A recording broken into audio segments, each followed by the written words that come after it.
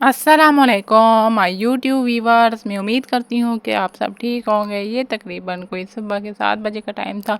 इस टाइम पर मैं झाड़ू लगा रही थी। बारसैन में तो आज इतना ख़ास काम नहीं है, लेकिन फिर भी रोज़ ही झाड़ू लगाना पड़ता है। आप बताएं, आप अपनी सफाई का स्टार्ट कैसे लेती हैं?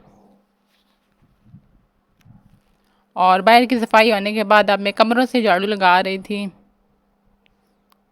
गाना भी हो तब भी हमें झाड़ू लगाना ही पड़ता है रोज़ाना।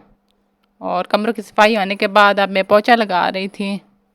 पोछा झाड़ू की निस्बत जल्दी लग जाता है।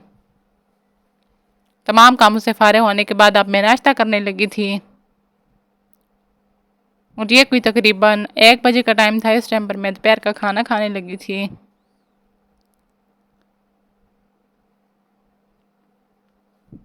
और ये शाम की चाय तकरीबन 6 बजे मैंने आज बनाई है, तो पी ली।